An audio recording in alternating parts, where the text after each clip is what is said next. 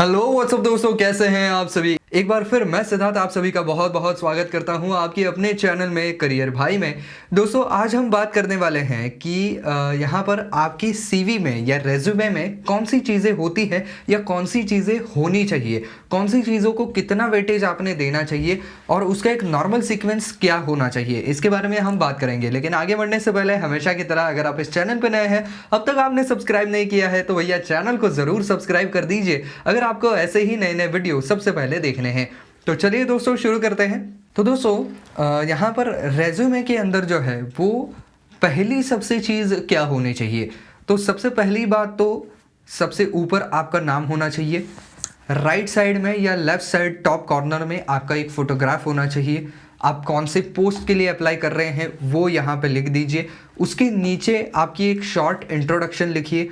उसके नीचे क्या आना चाहिए, तो आपका एजुकेशनल क्वालिफिकेशन आना चाहिए।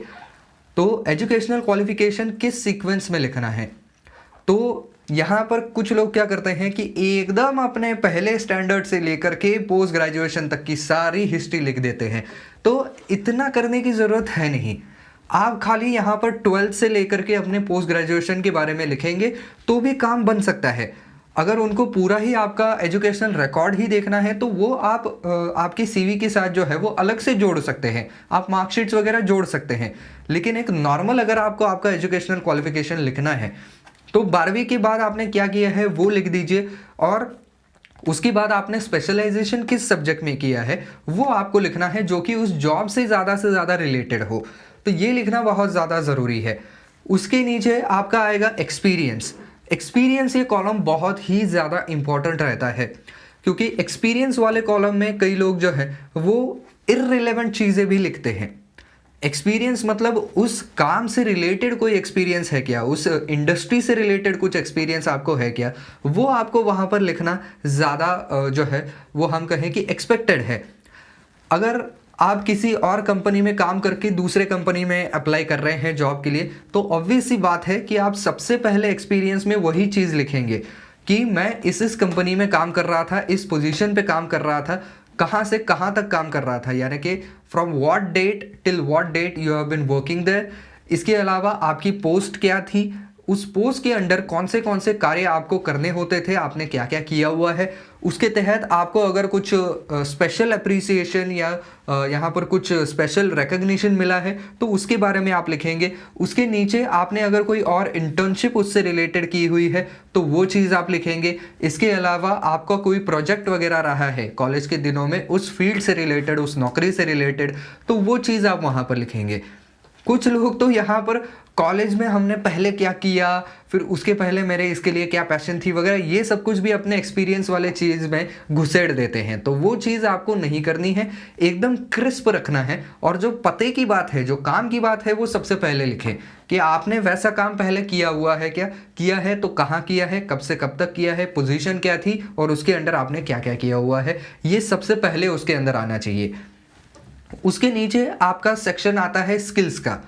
स्किल्स के अंदर मैंने और एक वीडियो इसके लिए सेपरेट बना करके रखा है कि स्किल्स और आपके क्वालिटीज़ इसमें डिफरेंशिएट कैसे करना है, और कई लोग किस तरीके से उनको कंफ्यूज करते हैं। आपने अगर वो वीडियो नहीं देखा है तो वो वीडियो भी ज़रूर देख लीजिएगा, उससे भी आपको बहुत कुछ सीखने को मिल सकता है। तो स्किल्स में आप उस जॉब से रिलेटेड कौन सी चीज़ें आपको आती हैं। मान लीजिए आप एक सॉफ्टवेयर इंजीनियर के जॉब के लिए जा रहे हैं, तो आपको कोई कोडिंग लैंग्वेज आती है, उसके लिए आपने कुछ स्पेशली कोर्स करके रखा हुआ है, उसके लिए आपको कुछ स्पेशल रिकग्निशन मिला हुआ है, कोई आपका प्रोजेक्ट आपने उसके अंदर किया हुआ है, तो वो चीज़ें आप वहाँ पर लिखेंगे। इसके अलावा भी उसी जॉब से रिलेटेड कुछ और चीज़ें आपको एक्स्ट्रा चीज़ें आती हैं, वो आप आपके स्किल्स में लिखेंगे। उसके नीचे आपकी आएंगी क्वालिटीज़।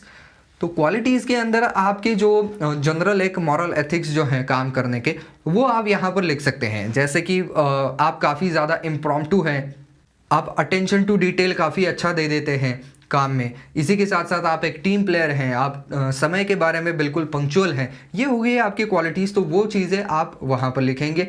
उसके नीचे वाला जो सेक्शन आएगा उसके अंदर आप जो है वो आपका एक करियर गोल भी लिख सकते हैं कि आपका एक अल्टीमेट करियर गोल क्या है, कहाँ पर आप पहुँचना चाहते हैं। और सबसे नीचे जो है वो आप आपकी हॉबीज़ के बारे में लिखेंगे। ये जो सेक्शन है ये 20% ही होना चाहिए पूरे करियर वाइटे में या सीवी में जो आप कहते हैं, उसके अंदर जो है वो इसका प्रमाण केवल 20% होना चाहिए। कई लोग यहाँ पर अपनी हॉबीज़, अपने क्वालिटीज़ और स्किल्स के मुकाबले ज़्यादा लिखते हैं कि मुझे ये करना भी पसंद है, वो करना पसंद है, ये है, वो है, फलाना ढिकाना जो भी है, वो वहाँ पर जो है वो इतना ज़्यादा इलेबरेटिव नहीं लिखना है, क्योंकि इंटरव्यूअर जो है वो वैसे भी आपको सवाल पूछने वाला है कि tell me something about yourself. तब आप अगर यहाँ पर ज़्यादा चीज़ें बताएंगे जो कि करियर वाइटे में नहीं है, जो कि आपके रेज्यूमे में नहीं है, तो वैसे भी आपका इम्पैक्ट अच्छा जाएगा। अगर आपने सब कुछ ही उसके अंदर लिख रखा है और tell me about yourself में आप वही सारी चीज़ें रिपीट करते जा रहे हो, तो फिर उसका कोई मतलब नहीं है। फिर रिक्रूटर को ऐसा लगेगा कि आपने कुछ नहीं, अपना खुद का सीवी जो है वो बिल्कुल दिमाग में छाप लिया है, उसको जो है वो रट्टा मार के आए हुए हैं और वही बस आप बोल के दिखा रहे हैं। तो ऐसा नहीं करना है। हॉबी जो है वो 20% ही लिखे। इसके अंदर एक प्रो टिप मैं आपको यहाँ पर बताता हूँ।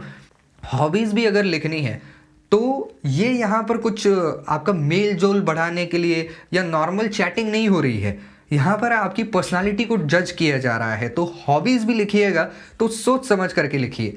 मान लीजिए आप किसी ऐसे कंपनी में इंटरव्यू देने के लिए जा रहे हैं जहाँ पर आपको ग्रुप में काम करने की बहुत ज़रूरत पड़ने वाली है, तो हॉबीज़ में अगर आप लिखेंगे I like to play football और सॉकर, तो क्यों, ये भी आपको बताना आना चाहिए कि वही हॉबी क्यों लिखी हुई है। क्योंकि उसके अंदर भैया ग्रुप में रह करके उस खेल को खेलना पड़ता है, उसके अंदर स्ट्रैटेजी करनी पड़ती है और उन सारे प्लान्स को आपको एग्जीक्यूट करना पड़ता है। तो जहाँ से भी हो सके आपके जॉब के साथ वो रिलेटेड होना चाहिए, कहीं भी फालतू की चीज़ें ना लिखें।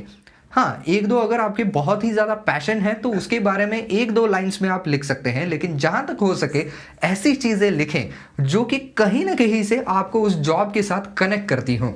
तो ये एक पूरा आपका रेज्यूमे होना चाहिए। अब ये जो रेज्यूमे है ये मैंने नॉर्मल केस में बताया है। अगर आप किसी स्पेशलाइज पोजीशन के लिए अप्लाई कर रहे हैं, मान लीजिए कोई सीनियर मोस्ट पोजीशन के लिए अप्लाई कर रहे हैं, मैनेजरियल पोस्ट के लिए अप्लाई कर रहे हैं, तो देखिए यहाँ पर एजुकेशनल क्वालिफिकेशन, एजुकेशनल रिकॉर्ड्स, ये देखने में वो कंपनी उतनी ज़्यादा इंटरेस्टेड ही नहीं है, क्योंकि उनको मालूम है कि आप अगर किसी पिछले कंपनी में मैनेजरियल पोस्ट पर काम कर रहे थे तो ऑब्वियसली आपके एजुकेशनल क्वालिफिकेशन पूरे हैं, उसी की वजह से उन्होंने आपके काम पे रखा था।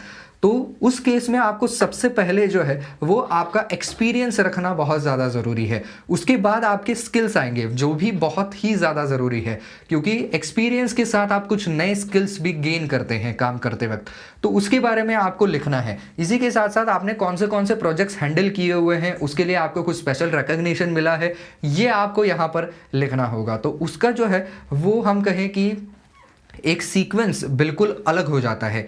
हालांकि आपका नाम और आपका जो कॉन्टैक्ट डिटेल्स वगैरह हैं ये सारे ही करियर रेज्यूमेज में बिल्कुल ऊपर ही रहते हैं, उसका सीक्वेंस कहीं भी बदलना नहीं चाहिए। लेकिन आप अगर किसी बड़े पोजीशन के लिए अप्लाई कर रहे हैं तो सीक्वेंस थोड़ा सा और चेंज हो जाता है। फिर आपके एजुकेशनल क्वालिफिकेशंस जो है वो थोड़ा सा नीचे आ जाते हैं।